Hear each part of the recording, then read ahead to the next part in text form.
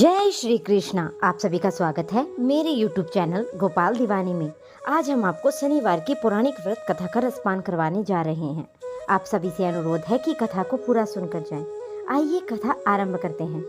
एक समय स्वर्ग लोक में सबसे बड़ा कौन के प्रश्न पर 9 ग्रहों में वाद विवाद हो गया और विवाद इतना बढ़ा कि परस्पर भयंकर युद्ध की स्थिति बन गई। निर्णय के लिए सभी देवता देवराज इंद्र के पास पहुंचे और बोले कि हे देवराज, आपको निर्णय करना होगा कि हम में से सबसे बड़ा कौन है। देवताओं का प्रश्न सुनकर देवराज इंद्र उलझन में पड़ गए। इंद्र बोले कि मैं इस प्रश्न का उत्तर देने में असमर्थ हूँ। हम सभी पृथ्वी लोक में उज्जैन नगरी में राजा विक्रमादित्य के पास चलते हैं। देवराज इंद्र सहित सभी ग्रह उज्जैन नगरी पहुंचे तो महल में पहुंचकर जब देवताओं ने उनसे उनका प्रश्न पूछा तो राजा विक्रमादित्य भी कुछ देर के लिए परेशान हो उठे, क्योंकि सभी देवता अपनी अपनी शक्तियों के कारण ही महान थे। किसी को भी छोटा या बड़ा कह देने से उनके क्रोध से प्रकोप से भयंकर हानि पहुंच सकती थी। अचानक राजा विक्रमादित्य को एक उपाय सूझा। उन्होंने विभिन्न धातुएं स्वर्ण, रजत, कांसा, त्राम, शीशा, रागा, जस्ता, अभ्रक व लोहे के 9 आसन बनवाए।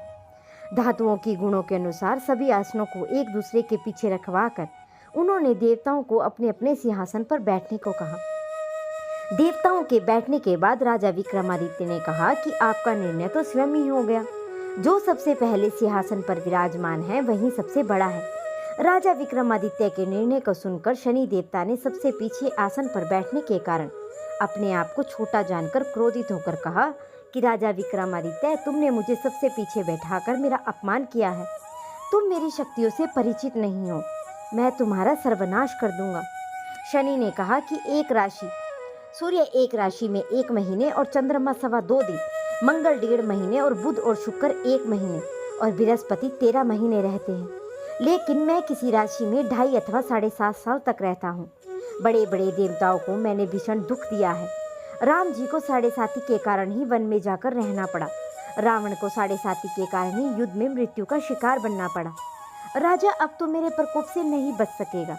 इसके बाद तो अन्य ग्रह तो प्रसन्नता के साथ चले गए, परंतु शनि देवता वहां से बड़े क्रोध के साथ विदा हुए। राजा विक्रमादित्य पहले की तरह न्याय करते रहे। उनके राज्य में सभी स्त्री एवं पुरुष आनंद से जीवन यापन कर रहे थे। कुछ दिन ऐसे ही बीत गए। उधर शनि देवता अपने अपमान को भूले नहीं थे। विक्रमादित्य से बदला लेने के लिए एक दिन शनि देव ने घोड़े के व्यापारी का रूप धारण किया और बहुत से घोड़ों के साथ उज्जैन नगरी पहुंचे। राजा विक्रमादित्य ने राज्य में किसी घोड़े के व्यापारी के आने का समाचार सुना तो अपने अश्वपाल को कुछ घोड़े खरीदने के लिए भेजा। घोड़े बेहद ही कीमती थे और अश्वपाल ने वापस लौटकर इस संबंध में बताया तो राजा विक्रमादित्य स्वयं आकर एक सुंदर व शक्तिशाली घोड़े को पसंद किया। घोड़े की चाल को देखने के लिए राजा उस घोड़े पर जैसे ही सवार हुआ, घोड़ा बिजली की गति से तेज दौड़ पड़ा।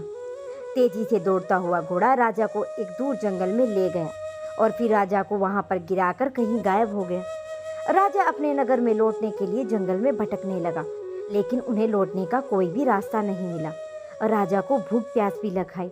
बहुत घूमने पर उसे एक चरवाहा मिला। राजा ने जब उनसे पानी मांगा तो पानी पीकर राजा ने चरवाहे को अपनी अंगूठी दे दी। फिर रास्ता पूछकर वह जंगल से निकलकर पास के नगर में पहुंचे। राजा ने एक सेठ की दुकान पर बैठकर कुछ देर आराम किया। उस सेठ ने राजा से बातचीत की और राजा ने बताया कि मैं उज्जैन नगरी से आया हूँ। राजा के कुछ देर दुकान पर बैठने के कारण सेठ की बहुत अधिक बिक्री हुई। सेठ ने राजा को भाग्यवान समझा और खुश होकर अपने घर भोजन के लिए ले गया। सेठ के घर सोने का एक हार खूंटी पर लटका हुआ था। राजा को उस कमरे में छोड़कर सेठ कुछ देर के लिए बाहर गए। तभी एक आश्चर्यजनक घटना घटी। राजा के देखते ही देखते सोने के उस हार को खूंटी निगल गई।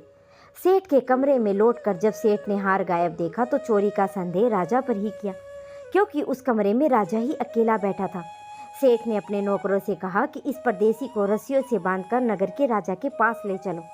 राजा ने विक्रमादित्य से जब हार के बारे में पूछा तो उसने बताया कि देखते ही देखते खूंटी ने हार निगल लिया था। इस पर राजा ने क्रोधित होकर चोरी करने के अपराध से विक्रमादित्य के हाथ पांव काटने का आदेश दे दिया। राजा विक्रमादित्य के हाथ पांव काटकर उसे नगर की सड़क पर छोड़ दिया गया। कुछ दिन बाद एक तेली उसे उठाकर अपने घर ले गया और कोहलू पर बैठा दिया। राजा आवाज देकर बैलों को हाँकता रहता और इस तरह तेली का बैल चलता रहा। राजा को भोजन मिलता रहा। शनि के प्रकोप से 7.5 पूरी होने पर वर्षा ऋतु आरंभ हुई। राजा विक्रमादित्य एक रात मेघ मल्हार गा रहा था।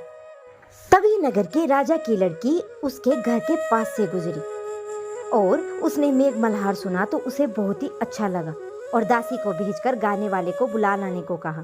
दासी ने लौटकर राजकुमारी को अपंग राजा के बारे में सब कुछ बता दिया। राजकुमारी उसके मेघ मल्हार से बहुत ही मोहित हुई। उसने सब कुछ जानकर भी अपंग राजा से विवाह करने का निश्चय कर लिया। राजकुमारी ने अपने माता पिता से जब यह बात कही तो वे हैरान हो गए। रानी ने मोहिनी को समझाया कि बेटी, तेरे भाग्य में तो किसी राजा की रानी होना लिखा है, फिर तू उस अपंग से विवाह करके अपने पांव पर कुल्हाड़ी क्यों मार रही है। राजकुमारी ने अपनी जिद नहीं छोड़ी और अपनी जिद पूरी कराने के लिए उसने भोजन करना छोड़ दिया और प्राण त्याग देने का निश्चय कर लिया। आखिर राजा रानी विवश होकर अपंग राजा विक्रमादित्य से राजकुमारी का विवाह करना पड़ा। विवाह के बाद राजा विक्रमादित्य और राजकुमारी तेली के घर में ही रहने लगे। उसी रात स्वप्न में शनिदेव ने राजा से कहा कि राजा, तुमने मेरा प्रकोप देख लिया है, मैंने तुम्हें अपने अपमान का दंड दिया है। राजा ने शनिदेव से क्षमा करने को कहा और प्रार्थना की कि हे शनिदेव, आपने जितना दुख मुझे दिया अन्य किसी को न देना। शनिदेव ने कुछ सोचकर कहा कि राजा, मैं तुम्हारी प्रार्थना को स्वीकार करता हूँ। जो कोई स्त्री और पुरुष मेरी पूजा करेगा, शनिवार को मेरी व्रत करेगा और व्रत कथा सुनेगा, उस पर मेरी अनुकंपा बनी रहेगी। प्रातःकाल राजा विक्रमादित्य की नींद खुली तो उसने हाथ पांव देखकर राजा को बहुत ही खुशी हुई। उसने मन ही मन शनिदेव को प्रणाम किया। राजकुमारी भी राजा के हाथ पांव सही सलामत देखकर आश्चर्य में डूब गई। तब राजा विक्रमादित्य ने अपना परिचय देते हुए शनिदेव के प्रकोप की सारी कहानी सुनाई। सेठ को जब इस बात का पता चला तो दौड़ता हुआ तेली के घर पहुंचा और राजा के चरणों में गिरकर क्षमा मांगने लगा। राजा ने उसे क्षमा कर दिया क्योंकि यह सब तो शनिदेव के प्रकोप के कारण हुआ था। सेठ राजा को अपने घर ले गया और भोजन कराया। भोजन कराते समय वहां एक आश्चर्यजनक घटना फिर से घटी। सबके देखते ही देखते उस खूंटी ने हार निगल लिया और सेठ जी ने अपनी बेटी का विवाह भी राजा विक्रमादित्य के साथ कर दिया और बहुत से स्वर्ण आभूषण, धन आदि देकर राजा को विदा किया। राजा विक्रमादित्य राजकुमारी मोहिनी और सेठ की बेटी के साथ उज्जैन नगरी पहुंचे तो नगरवासियों ने हर्ष से उनका स्वागत किया और अगले दिन राजा विक्रमादित्य ने पूरे नगर में घोषणा कराई कि शनि देवता सब देवों में सर्वश्रेष्ठ हैं।